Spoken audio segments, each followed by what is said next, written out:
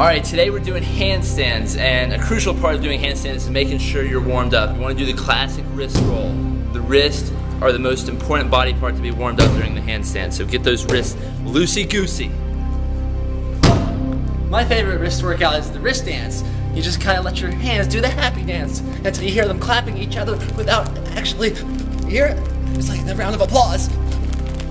A round of applause, actually. Woo, that's a warm-up and a half. Alright, you think you're done warming up? No, you're not. You need 5 more minutes to warm up. Make sure you're nice and sweaty before you get started, okay? What I've noticed the most is that I do the best handstands when I think that I'm almost fatigued. You need to be so warmed up that you're sweating and that you feel like you cannot warm up any longer. If you want to learn how to do a handstand, you have to make sure you're strong enough to support your body. And the quickest way to do that is start doing your handstands against the wall, and then you can move away from the wall when you're strong enough. Let me demonstrate.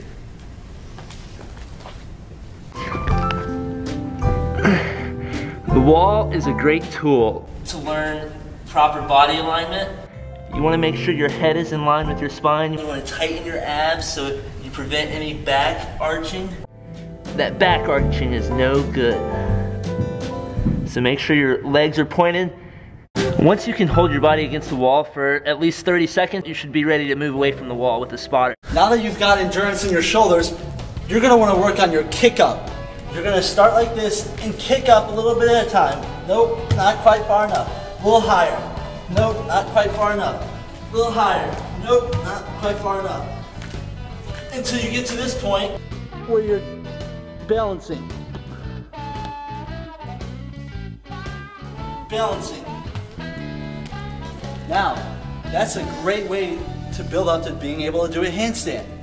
Just continue kicking up until you finally find that point where you're actually balancing on your hands. As day 1 practice for handstands, I would recommend doing this.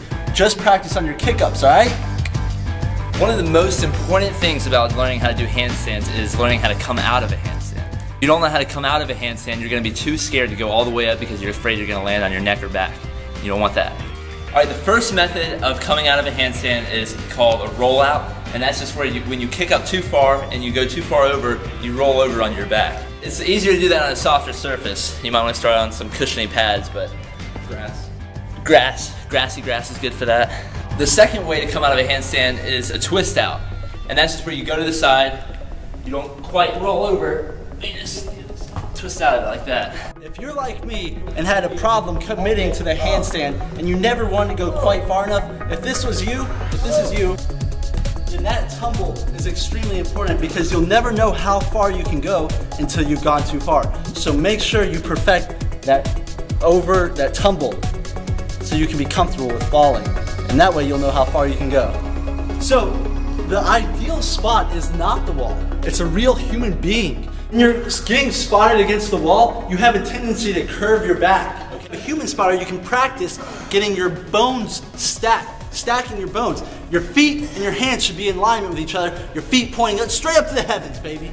A very important part of the handstand is being able to utilize your fingers and your palms. When you overbalance, you want to put as much pressure on your fingertips as you humanly thought possible, and then some. Like I said earlier, you don't know how far you can go until you've gone too far, so practice and don't ever give up. Push your fingers as hard as you can into the ground when you're overbalancing. Now when you're underbalancing, you want to use your palms. Pretend that your palm is a point. There's a point on your palm, and you want to push that point as hard into the ground as possible, okay? Underbalancing, overbalancing. Alright, when you're doing a handstand, you want to make sure that you go into the handstand and out of this handstand very slowly and controlled. A lot of people that begin doing handstands, they do it really out of control and awkward, and when you do it slower, it's going to make you use more of your core, and you're going to get a stronger core.